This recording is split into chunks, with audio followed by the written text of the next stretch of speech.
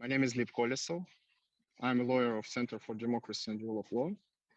And today we will speak about tobacco industry interference, especially how tobacco industry interfere with state public policy, state tax policy, how does it work in European Union. And I hope we will find some solutions how to prevent, how to stop, how to explore tobacco industry interference. I hope we will have productive and very fruitful discussion about this. Today, with me, here are Phil Chamberlain. He's managing editor of tobacco tactics at the University of Bath Tobacco Control Research Group. Also, we have Dmytro Kupira, executive director of Advocacy Center Live from Ukraine. Also, we have a special guest, Olivier Hoedeman, a research and campaign coordinator of Corporate Europe Observatory. And also we have our very nice colleague from VoxCheck, analyst of VoxCheck, Anastasia Ivansova. Hi, everybody. And I would like to ask, first of all, Phil, tell us, please, some tobacco industry interference examples in public health policy in the European Union. Maybe there are some special tactics, maybe there are some special tricks which tobacco industry use to interfere with state policy in European Union. Maybe some hint projects of tobacco industry. Phil, the floor is yours, and you have 10 minutes, please. Thank you. I'm going to share my screen here, and I'm hoping that people can see a lovely slide. Is that okay? Everybody can see that? Yeah, it's okay. I can see that. So thank you for this, and thank you very much for the invite. This, and I bring solidarity and greetings from the University of Bath. It's a pleasure to be here and helping you virtually in this area, which is important. And we know that you are in our thoughts every day, and it's good to go and support your work in this area. So I'm going to run through a presentation. I got a couple of things. I'm a managing editor of Tobacco Tactics. I train as a journalist. I work as academic researcher. We work a lot with journalists, academics, NGOs, sharing information around the tobacco industry, the transnational tobacco industry. There's a lot of words on my slide, and I apologize, but I'm hoping that will be useful for people to take away for information that they can make use of, and any feedback afterwards after this meeting and further connections, please keep in contact. We're always happy to assist and learn from others, as well as share information that we have. So I'm going to cover some things around think tanks and allies and front groups that the industry uses as a way of getting into conversations about tobacco, particularly use of public relations companies, how the industry always sees a crisis as an opportunity and doesn't pass one up, and a couple of examples around that as well. A lot of information is drawn from tobaccotactics.org, which is an output for the University of Bath Tobacco Control Research Group.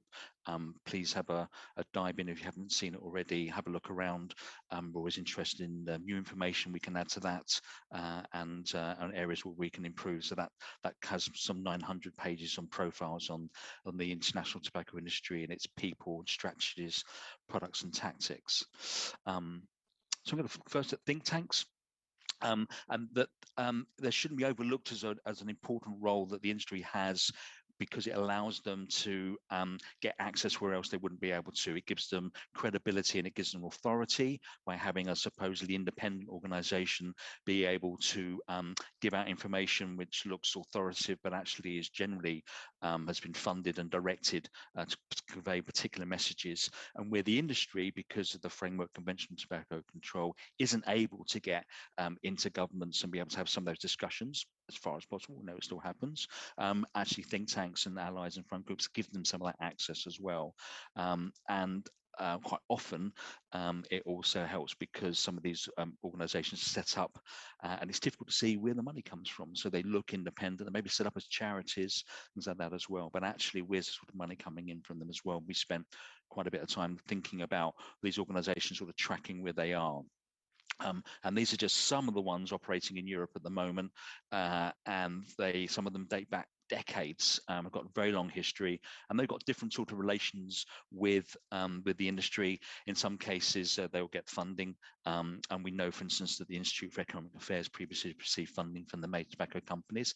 In some cases, they may have shared personnel.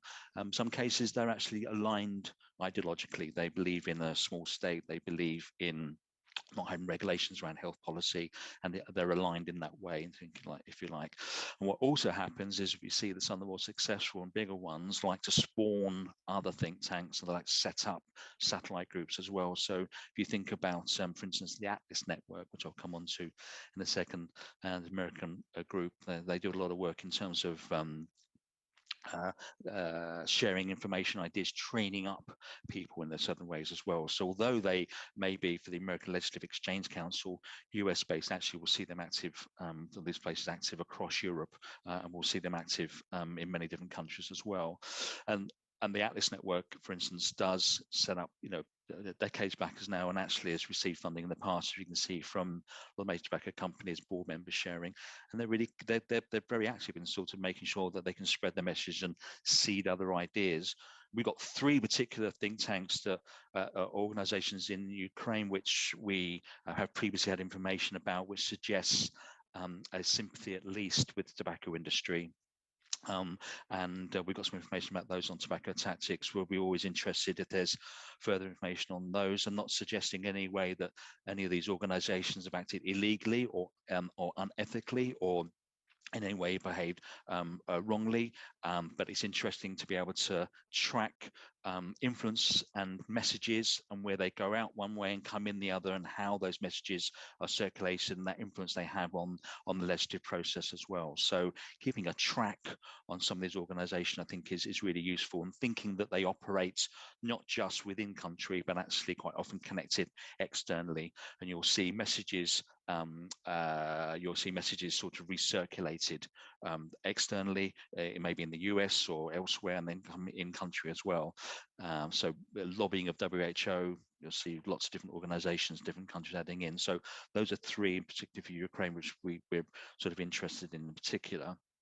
And then you've got other sort of linkages with the industry as well. So front groups, supposedly independent, but actually controlled by the industry, directly funded, all its senior personnel, tobacco people, or allies. Again, maybe they're just aligned, and quite often those allies might be corporate organizations. Chambers of commerce are a classic, where the industry is very good at making sure that it has some of its personnel in key places to make sure that messages can be shared, and they can echo messages, particularly around things like illicit trade, for instance. So that is one area where the industry has tried to maintain a sort of control over anything which might, so it's tried to make sure that regulations around illicit trade are ones that they get to help to write and police.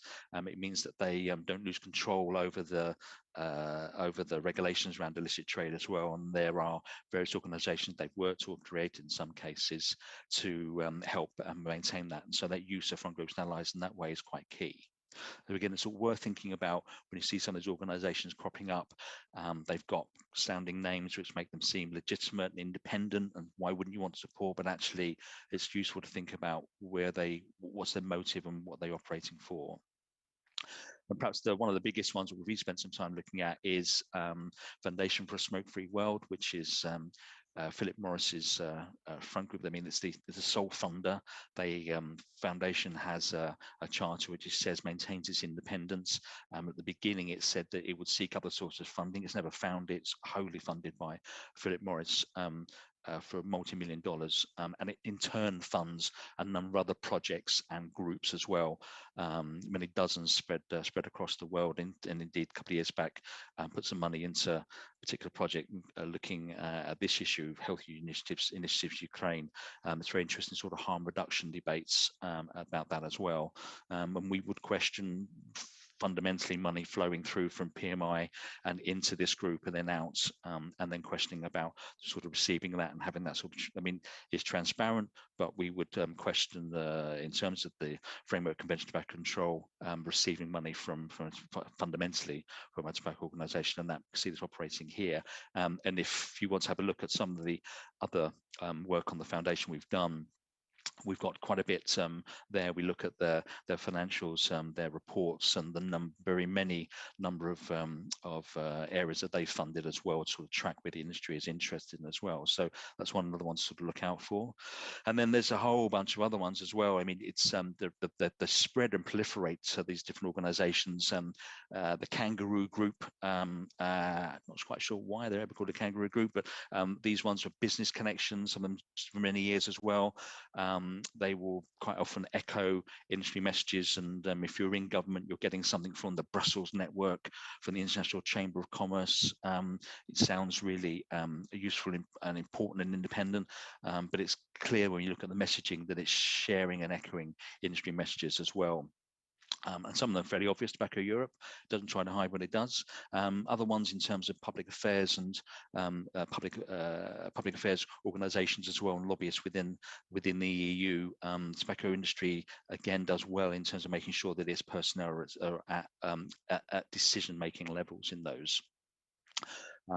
We used to be a lot more. We don't see as much actually of this. So this is what we call astroturf, fake grassroots, fake pretend organizations, which look like they're sort of citizens doing things, but actually they're created often by public relations companies. There's an example of Imperial using working with a PR company to create a Let's Demand Smarter Vaping group, lobbying against an EU directive there. But actually it's really a creation of Imperial fundamentally, and it's using an initiative which was designed to allow citizens to air ideas, and actually used to create that to put together some talking points that were supportive of Imperial as well. This information is there in terms of lobbying registers, but of course you've got to go into those registers. And I think Olivier is going to go in and talk about some of that, where to find some of this information as well. So watching out for those groups which say they are citizens initiatives, but where is that coming from? And in terms of lobbyists, the Transparency Register is a useful start. And I just had to look at Imperial. I mean, all four companies are representative, and so in the lobbying register it says how many lobbyists we've got. The major tobacco companies have all got roughly about the same, about 6 to 8 people, but they will all employ others as well. So that's the people they directly employ, and these are just some of the areas that just Imperial said that they've lobbied on. There's not much left. I mean, there's not an area which, in terms of they aren't interested and haven't had a view upon. And you would think tobacco-related regulation, sure, but in so many other areas as well, into public health. And the Framework Convention on Tobacco Control is quite clear in terms of Article 5.3 about not treating the industry as an honest participant in this area. These are just some of the areas Imperial. If you go into register, you'll see where Philip Morris and BAT and JTI are also been working on. They are active across many different legislative areas as well with the EU, and you'd expect that to be taking place in other countries as well. So we spoke about the sort of front groups that get set up, these talking points coming from public relations companies.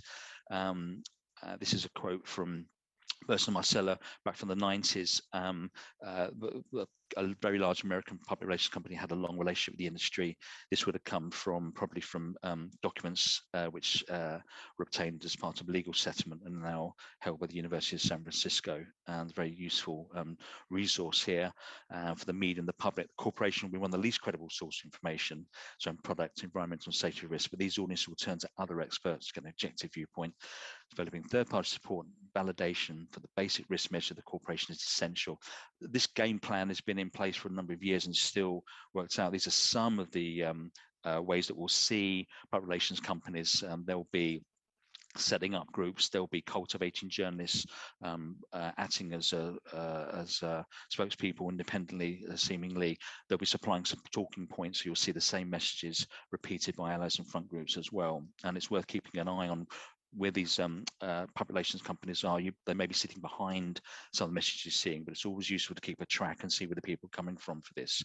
So these are just a couple of the ones that we've monitored over the years, and Hill and Knowlton, another American group, decades there, and they've been really crucial in the early stages, actually. I mean, going back decades in terms of setting up some of those key key messages and thinking about the doubt around science and things like that. They were absolutely crucial in terms of spreading that.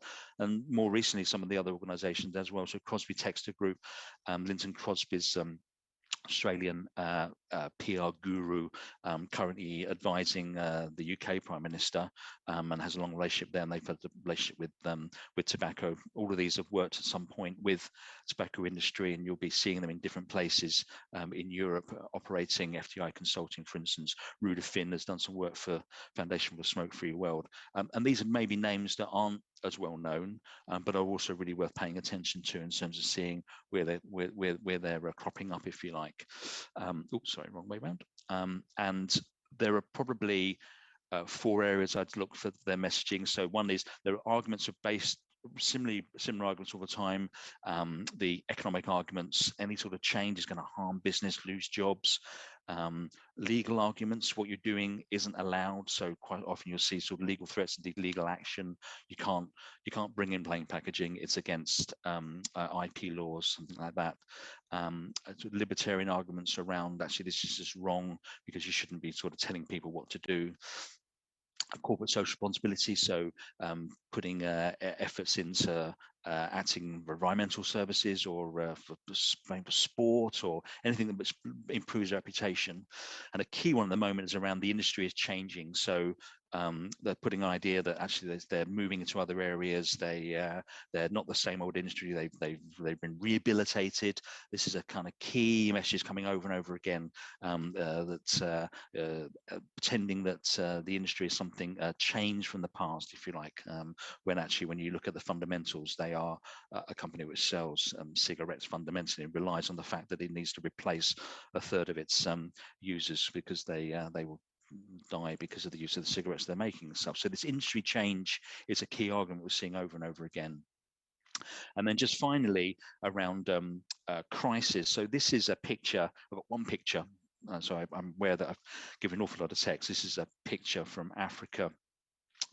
It was supplied by a whistleblower from British American Tobacco, who we have worked with in the past, and he's given us a number of documents. Paul Hopkins, from Paul's documents and from a number of the whistleblowers that we worked with, and the huge number of documents given, we were able to put together quite a bit of information about British American Tobacco operations in Africa and the Middle East, and we published quite a bit on with journalists in the UK around this. One of the things, there's a number of different stories coming out of those documents, but as Paul said, one of the things that they were looking about was about taking advantage of areas of instability in Africa and the Middle East in terms of making sure that they could use that in some way to benefit themselves. Now, BAT will deny that they've acted illegally or unethically in any way in any of these countries. Although they've had an investigation by the Serious Fraud Office in the UK, and that's in abeyance at the moment, nonetheless, we think there are questions to ask, questions that they need to answer about their operations in some of these areas.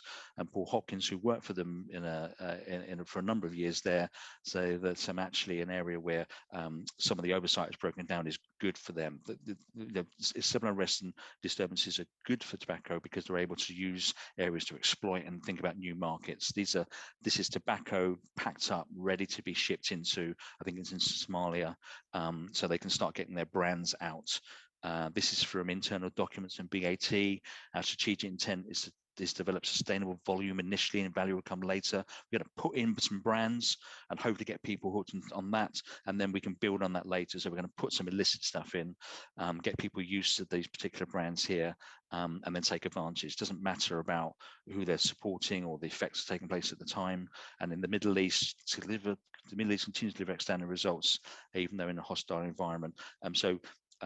No crisis, as we saw with COVID, goes unused by the industry in its attempts to make sure that it dominates market share, whatever the ethical or other reasons aside. And I think that's something that I'm sure that colleagues will be able to expand on further in this call in terms of the current situation in Ukraine. We'd be certainly interested in filling up information around that as well.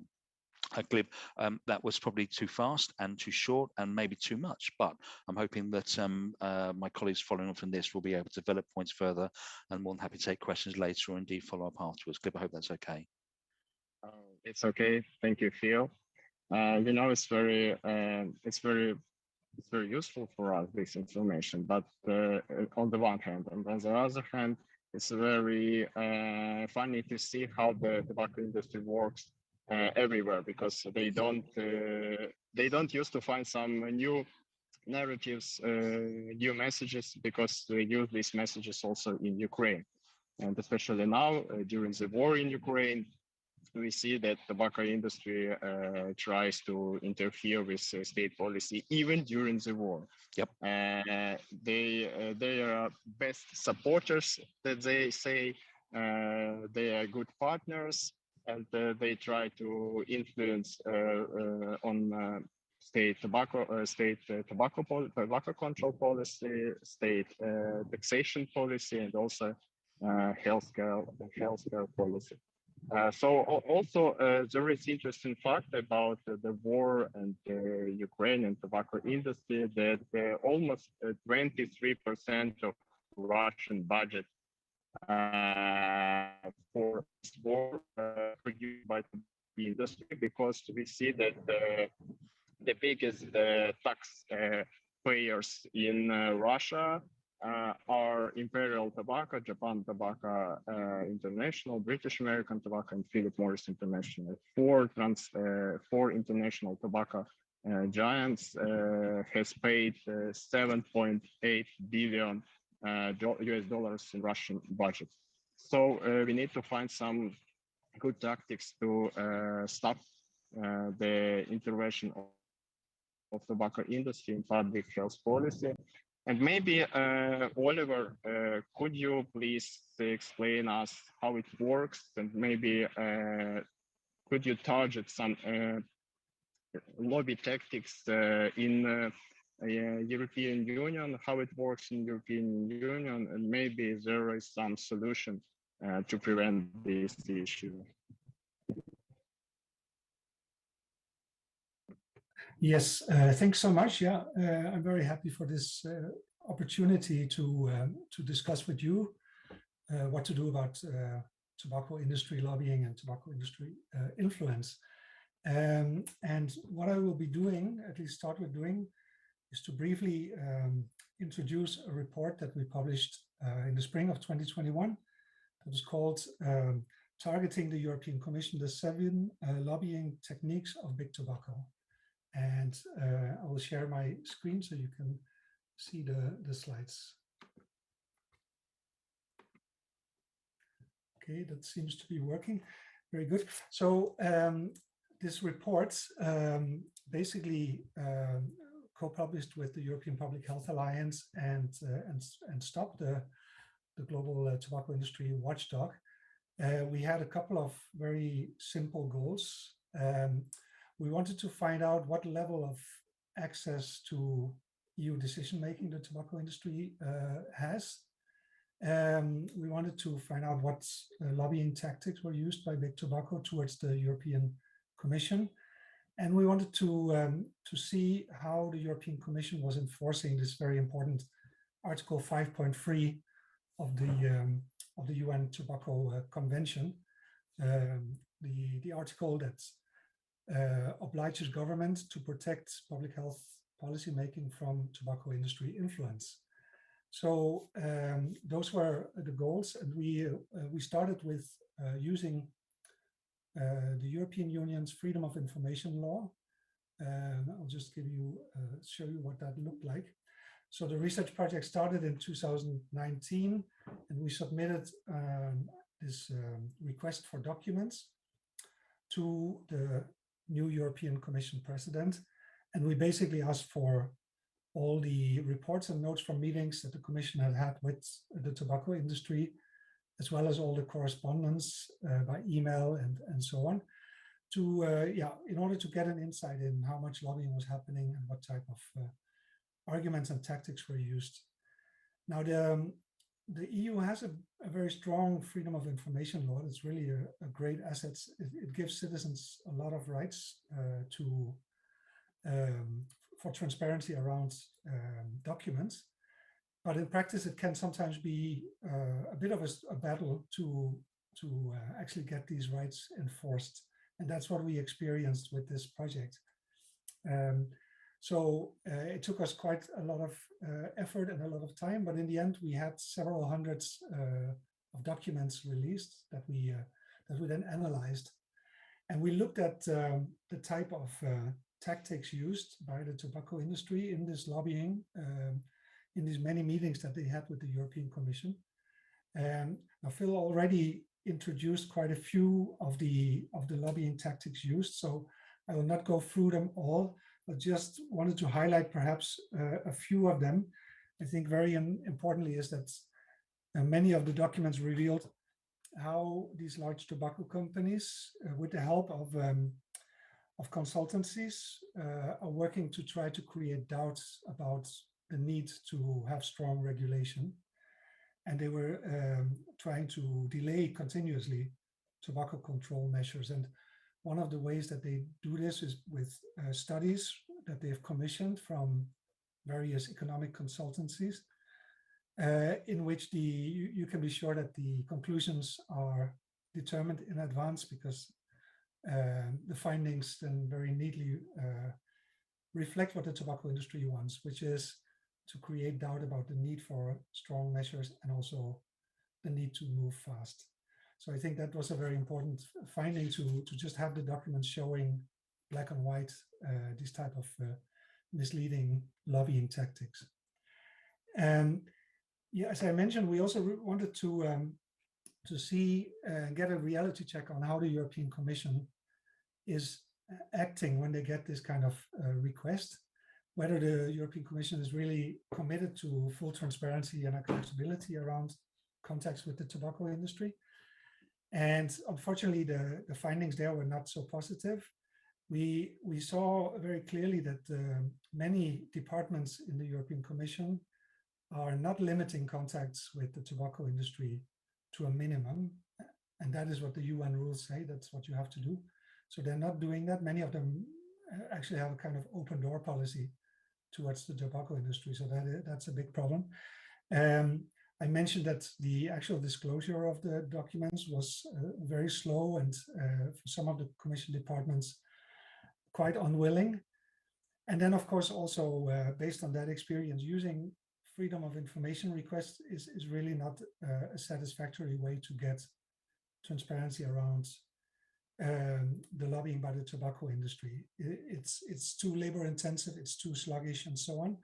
And as Article 5.3 and the guidelines to this article say, transparency is absolutely necessary around these contacts with the tobacco industry.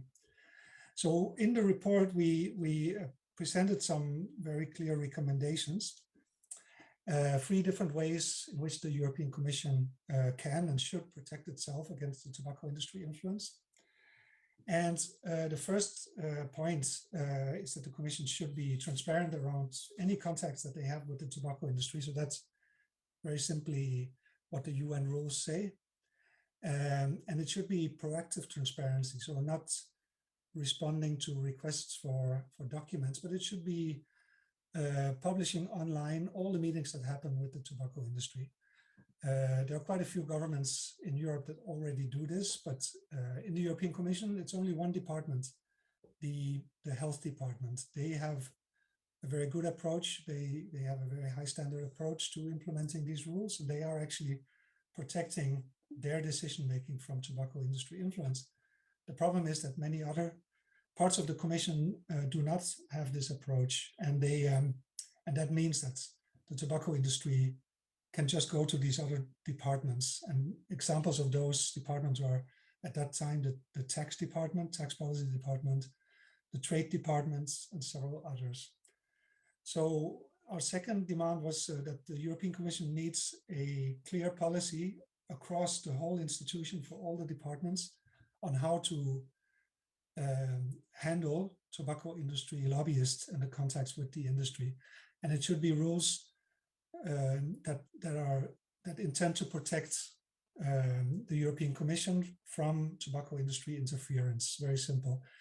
And yeah, so that's a very crucial demand. Thirdly, based on this experience with the freedom of information law not actually being implemented so well, we also recommended that there would be some changes to how the European Commission handles the enforcement of freedom of information law. So make clear that there's a public interest in knowing what type of lobbying is happening, and that gets priority.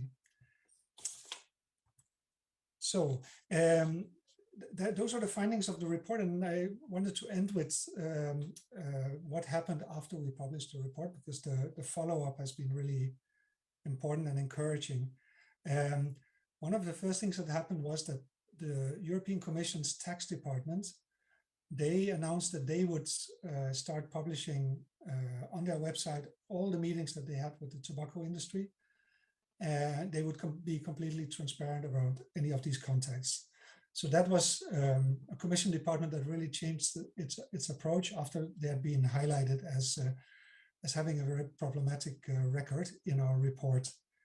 And that meant that it's now no longer only the health department, but there's also another important department that has a good transparency approach.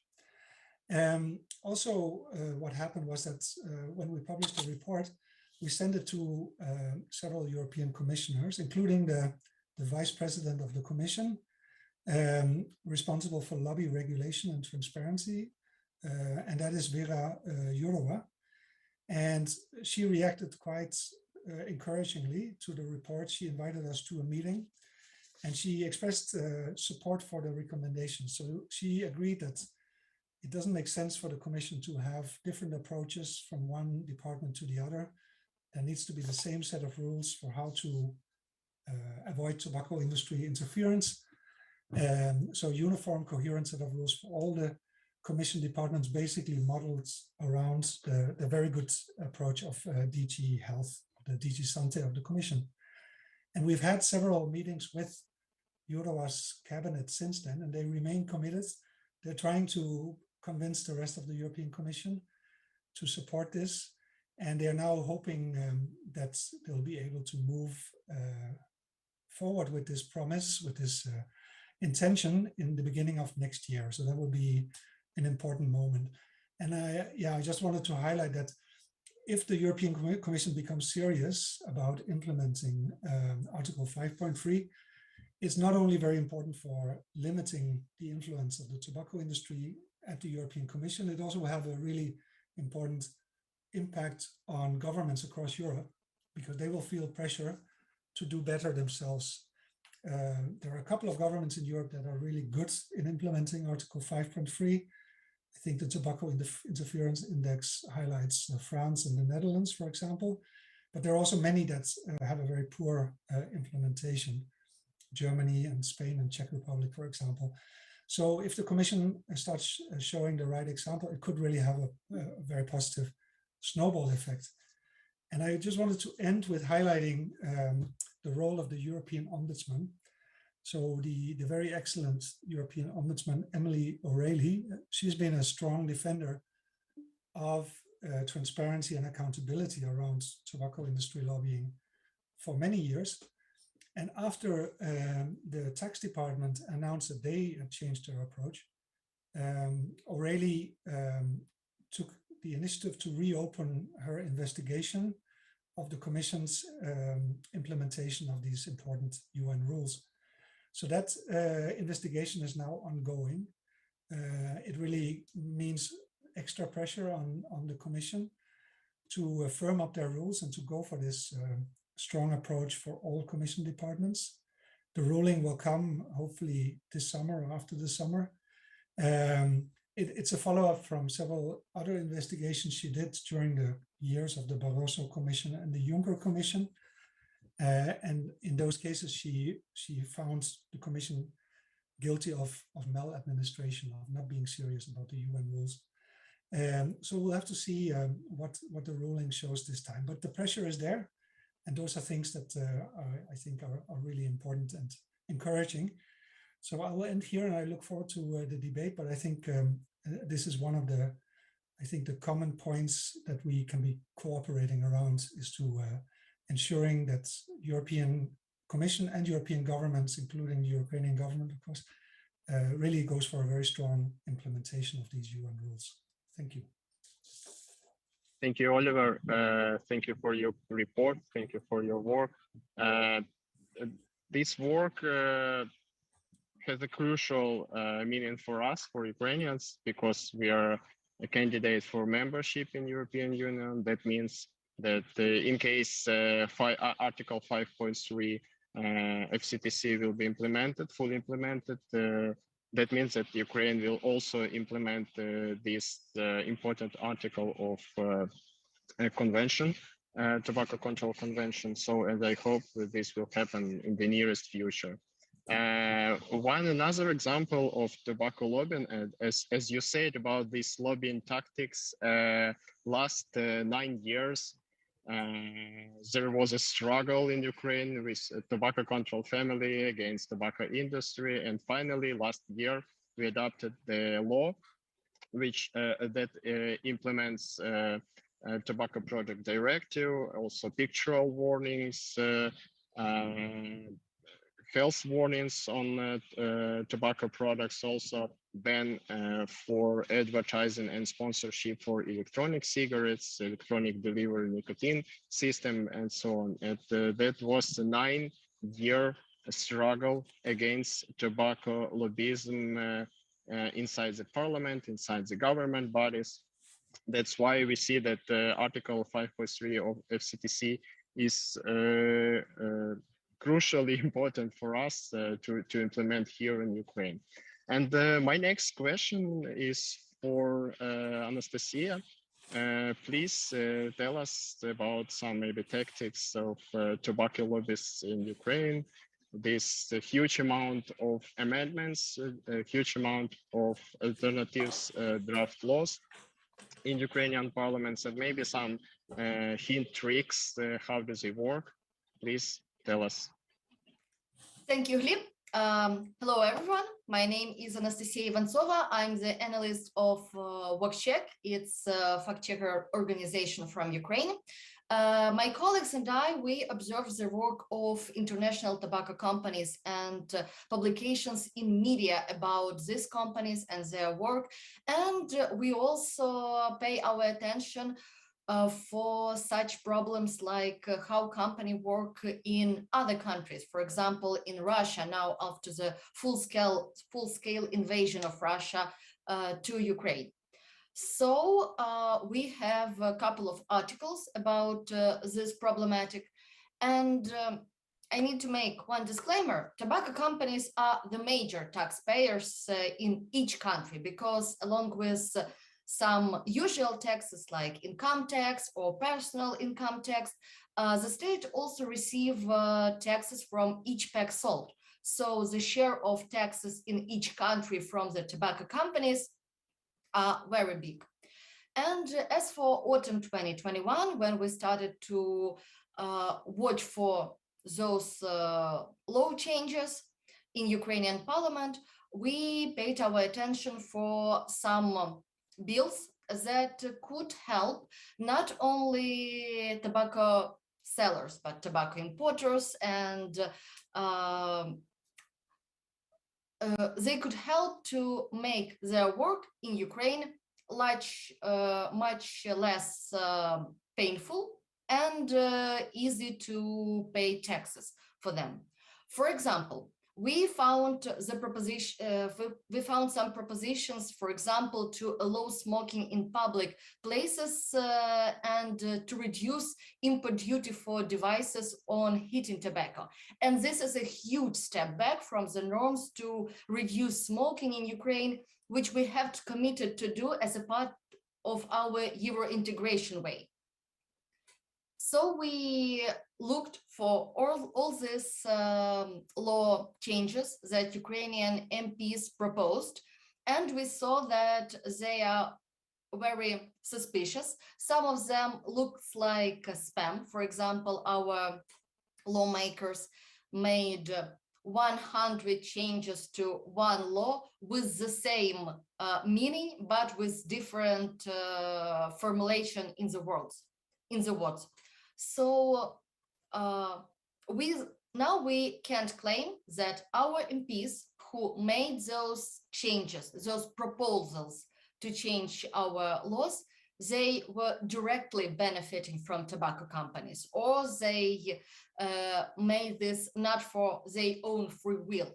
But those changes can show us how our MPs are connected and loyal to tobacco companies in Ukraine.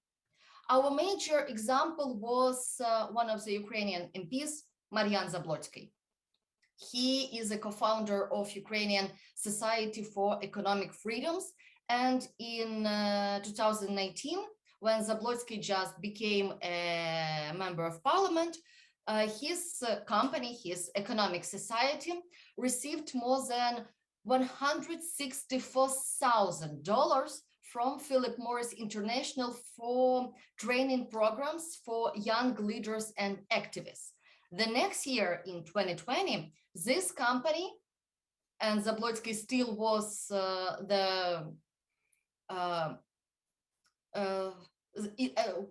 Zablotsky still was a part of this company. It received $97,000 from Philip Morris again for the same training programs for young leaders.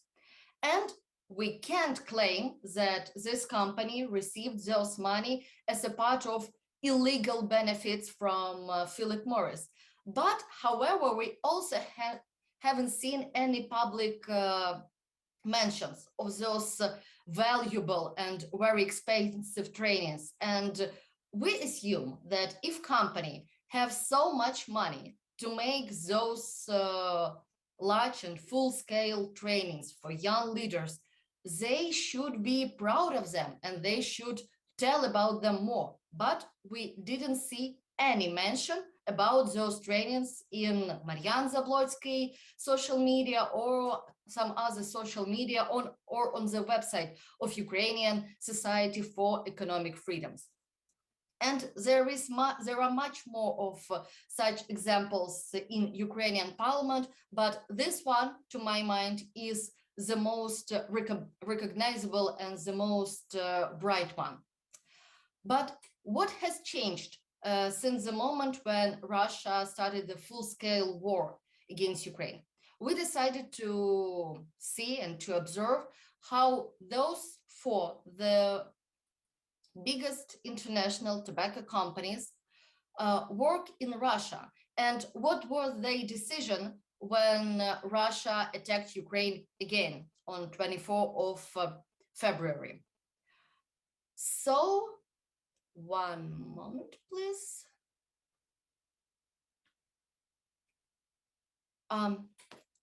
Those companies, there are four of them: British American Tobacco, Philip Morris International, GTI, and Imperial Brands, claim that they are willing to stop the work in the Russian Federation on the early March. They said they, one moment, please. I just want to find this quote.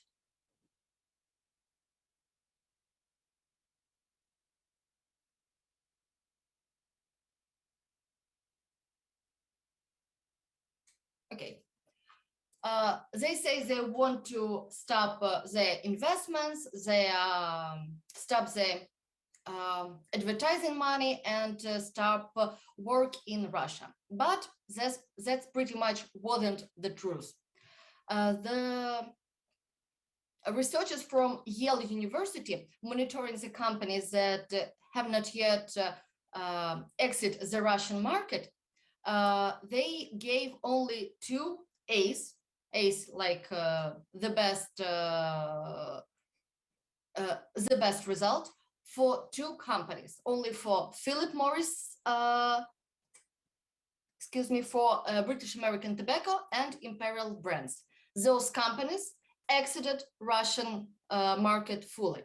Philip Morris has been rated as C company, so the ones that curtailed their operation but not exceeded the market fully. And GTI, Japan Tobacco, was rated as D, which the worst result from all the colleagues.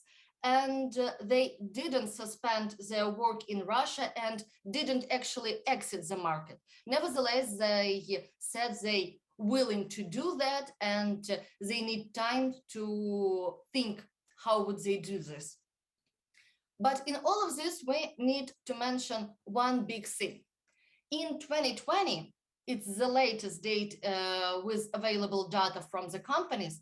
The four of these international tobacco giants, Imperial Tobacco, Japan Tobacco, British American Tobacco, and Philip Morris, paid $7.8 billion to the Russian budget.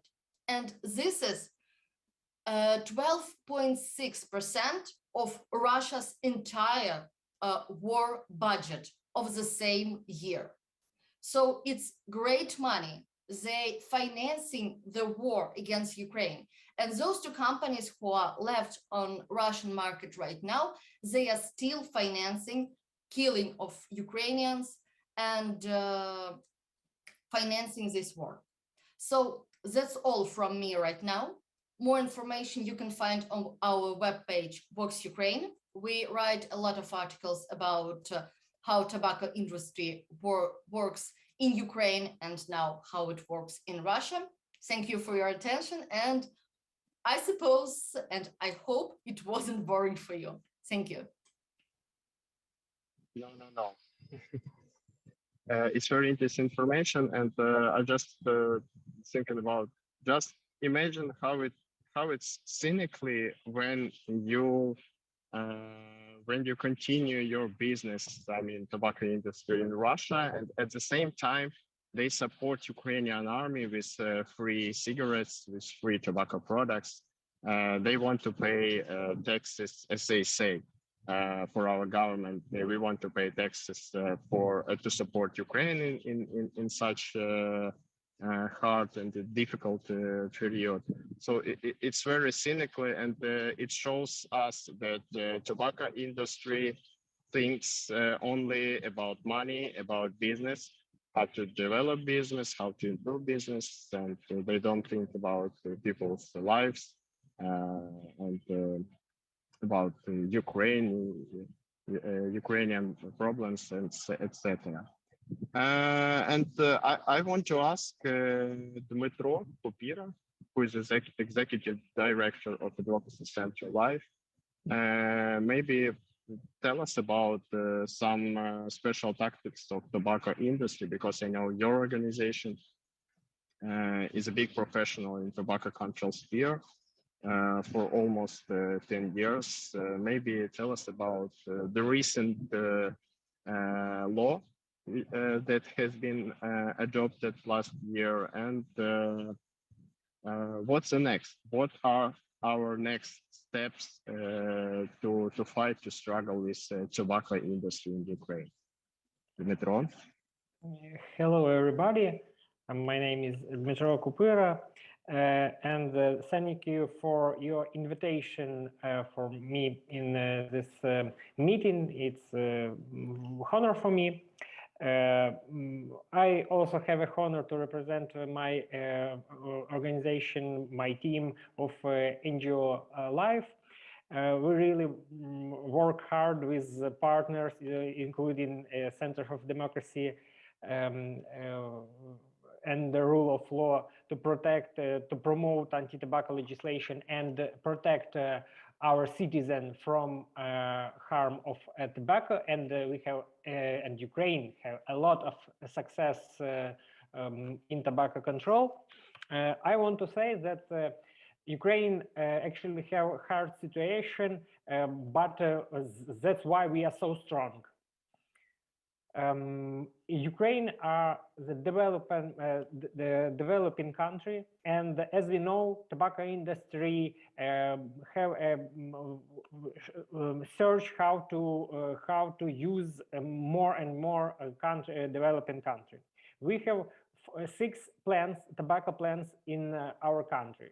It's 2 local plants and 4 plants for one of each big tobacco company, international tobacco company, from Philip Morris International, British American Tobacco, Imperial Tobacco, and Japan Tobacco International. And all of tens of years, tobacco industry blackmail our government, our presidents, our parliament, and use these plants and workers and other points for protect tobacco interests and make money from Ukrainians. But Ukrainians pay our lives for tobacco money. Also, if we're talking about now about this time, I can say tobacco industry not working in tobacco time. Tobacco industry use war for make money, make more preferential for their products, and they play with different governments for these different questions. They use Russian aggression, full-scale Russian aggression against Ukraine, Russian war against Ukraine, for create new preference in different countries in Europe and Asia, and especially in Ukraine. But one more before I talking about our anti-tobacco laws, which was adopted in Ukraine, and it's a big success. I want also tell you and show you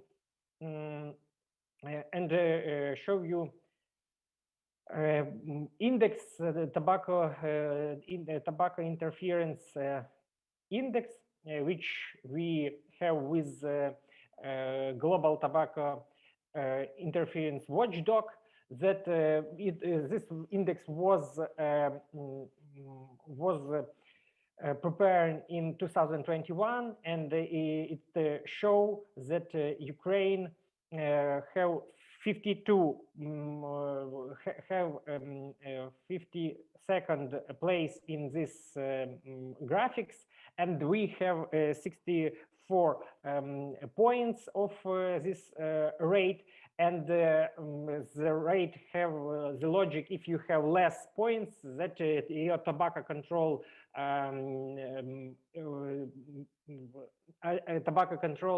legislation and government are stronger. 64 points, it's for 2 points less than before, than 2020. And I can say that it shows the difference between Parliament of Ukraine before and Parliament now. And what we say, just 4 points give Ukraine the opportunity to change our tobacco control legislation. First, what I want our success, we have a biggest success of taxation, because in 2020 was adopted a law which create in same level taxes between HTPs and regular cigarettes. The results of this change, for 1 year, excise duty to the state budget on HTP have increased 6-fold from 1 year. From 1.7 billion hryvnias is in 2020 to more than 10 billion hryvnias in 2021. And it's now we can say that it's a result of cooperation between government, parliament, civil society, and we can show this the result for our country and for our budget of government. Also, we can say it was a big war with tobacco industry, because tobacco industry, one of instruments they use, they declare that we can give you, we can guarantee for Ukraine 5 billion hryvnias by 2021 if you decrease your excise duty to on HTP. But we say no, we will have more money than you are and than you can guarantee. And the result was 2 times biggest than tobacco industry trying to guarantee and stop increase of excise duty. And the second part, of course, we can say about adoption of the law, a comprehensive anti-tobacco law in Ukraine, which include ban of advertising of electronic cigarettes and the devices for heated tobacco products, which ban of flavored liquids for e-cigarettes and regular cigarettes, which include heated tobacco products of ban of smoking in public indoors and 100% workplaces, indoor workplaces. It's not the end of all of these points, but it's the stronger. And the next, what Ukraine will do according to FCTC, WHO, it's a ban of tobacco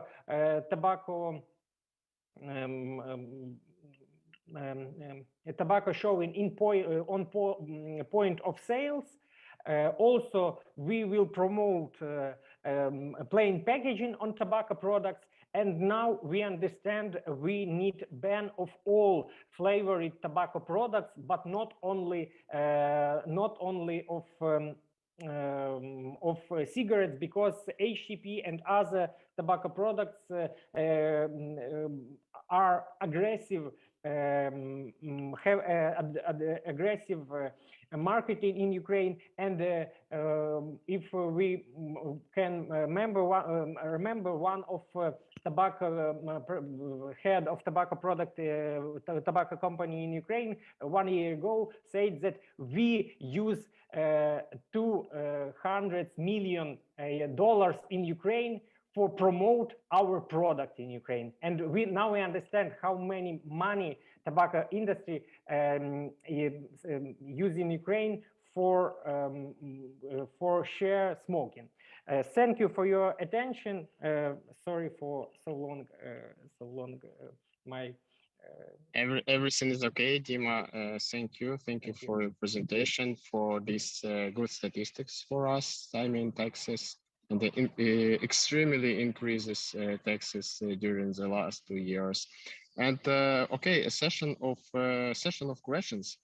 And my first question is for our foreign partners, Oliver and Phil. What do you think, considering the facts you heard today? Are there any principal differences in tobacco lobbying and tobacco industry interference with state policies, with government, with state bodies, the differences between European Union and Ukraine? What do you think?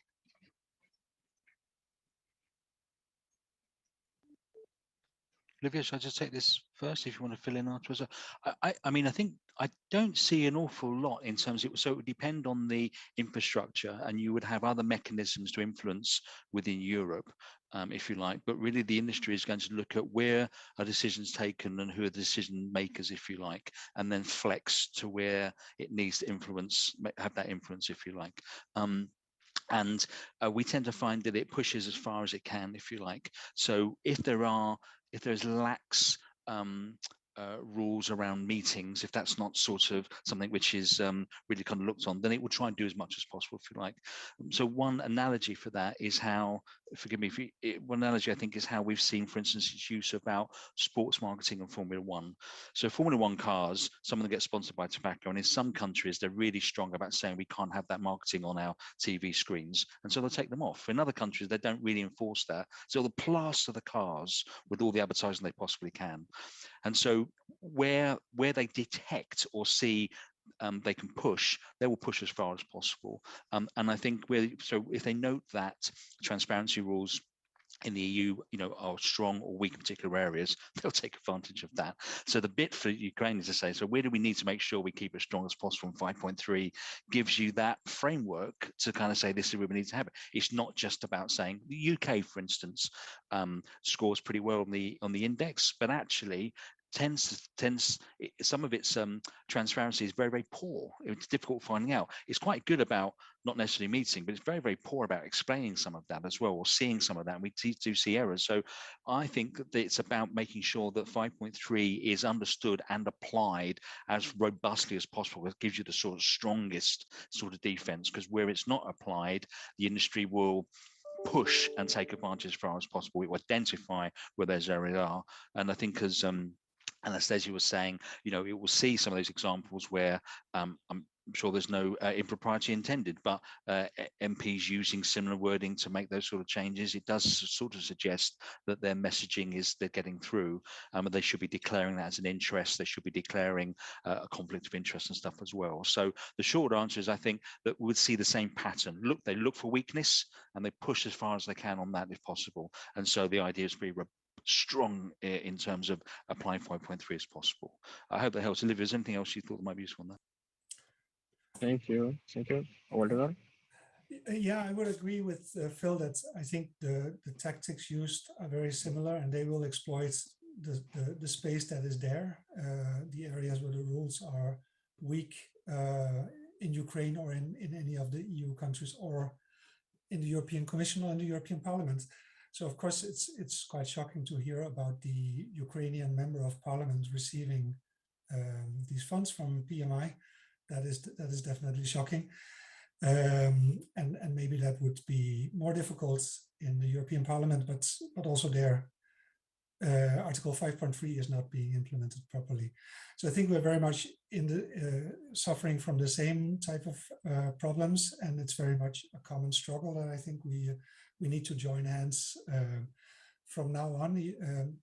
And Article 5.3 implementation, I think, is where the opportunities are.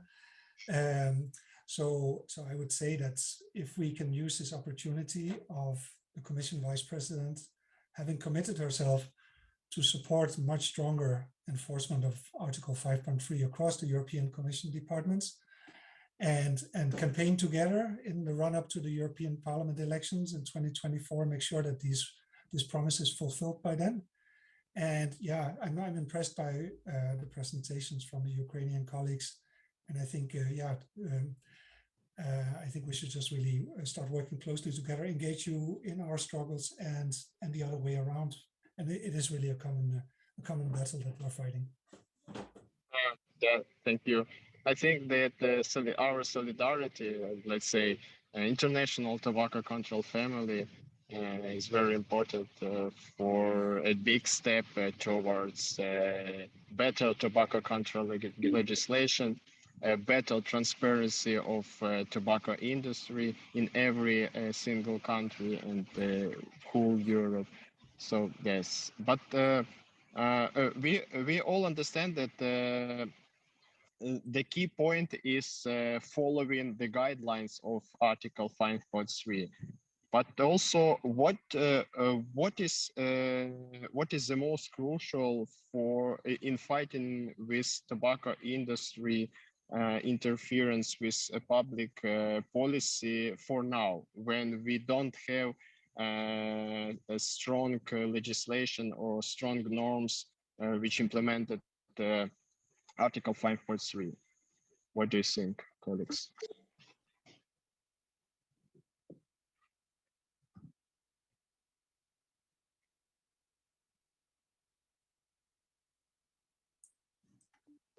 Was it a question for? I was wondering who the question was to, Glib, yeah.